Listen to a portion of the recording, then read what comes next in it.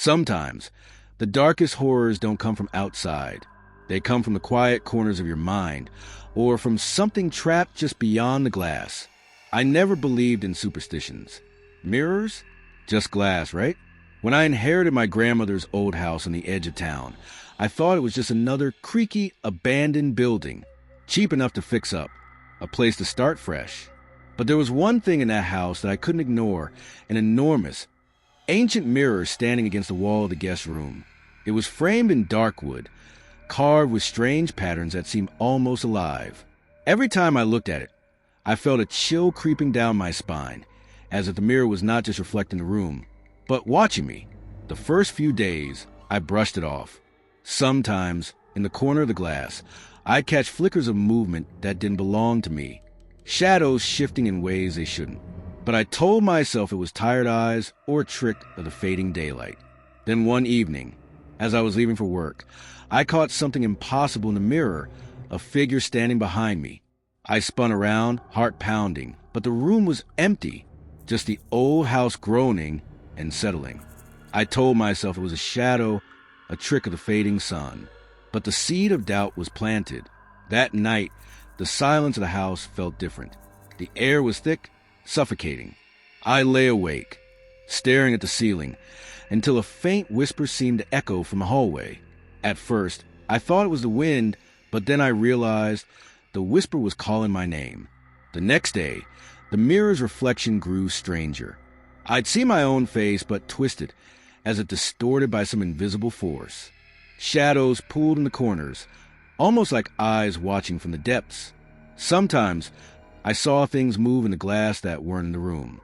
A hand reaching out, a flash of a grin, but when I looked away and back, it was gone. I started avoiding that room.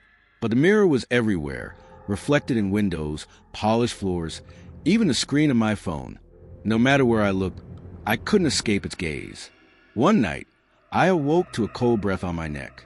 The room was pitch black except for the faint glow of the moonlight through cracked curtains. I turned on my bedside lamp, but the light flickered and died. Then, from the corner of my eye, I saw the mirror fogging up slowly, as if someone was breathing on it from the other side. A shadow emerged, at first shapeless and wavering. Then it took form. A face, pale and twisted, my own features but grotesque and hollow-eyed. It smiled a cruel, knowing smile. Frozen in terror, I could only watch as it whispered, "Remember me?" The voice was mine, but warped like an echo from a nightmare. I couldn't move, couldn't scream. It reached toward me, cold and tangible, but I felt my soul start to slip, pulled by a force stronger than anything I knew. From then on, the shadow haunted my dreams and waking hours alike. It showed me memories I'd buried, mistakes, regrets, fears I'd never faced.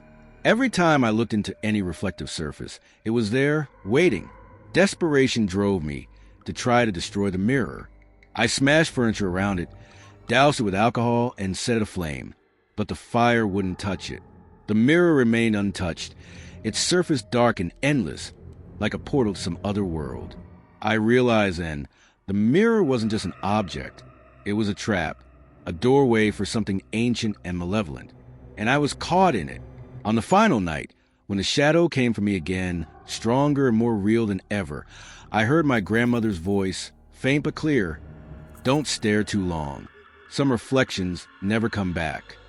I tried to resist, to pull away, but the cold darkness pulled me in. Now, I live caught between worlds. Part of me trapped forever behind the glass. And if you ever look into a mirror at night, be careful. Sometimes, it's not just your reflection staring back. Because sometimes the shadow in the mirror is waiting to step out.